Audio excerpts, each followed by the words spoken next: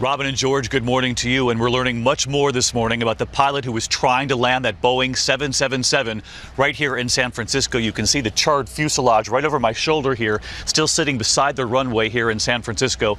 That pilot was in training. We're also learning more about the final seconds inside that cockpit, the frantic moments as they had tried to abort that landing. This morning, new and revealing details from inside the cockpit of Asiana Airlines Flight 214 that crashed as it was landing in San Francisco. 214 Heavy, emergency vehicles are responding.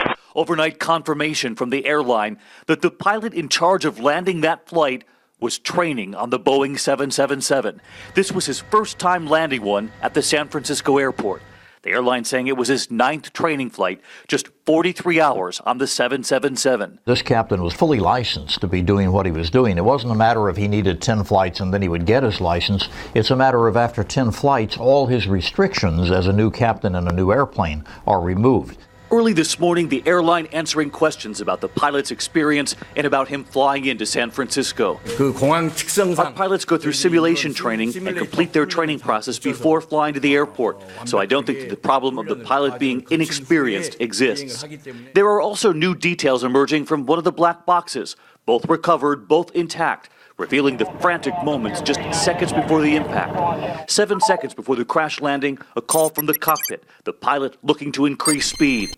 Then, just 4 seconds before impact, this new image obtained by CNN, showing the plane hovering right over the San Francisco Bay. The sound of the stick shaker, a mechanism that literally shakes the controls in the pilot's hands, indicating the Boeing 777 speed was falling below where it should be. And then just a second and a half before impact, a call from the cockpit for a go-around to circle the airport again. But it was far too late. Then the image of the plane beginning to tumble. From San Francisco Bay, we saw the wreckage with a survivor describing the moment he said the pilot tried to abort the landing. You said it felt like the pilot was trying to take off suddenly all over again. Like seconds from touchdown. As we are approaching touchdown, the guy put full throttle on the engine to start to gain some altitude again. And this morning, a new view from inside the plane, the oxygen masks dangling, and you can see through the windows there, several rows ablaze. Overnight, we also learned for the first time that there were a few remaining passengers on board as the first of those fires broke out. It was somewhere in the area of 3 to 5 victims that were still in their seats that required assistance and rescue from our firefighters. Help getting out. Absolutely. Even as the fire had already erupted. Yes.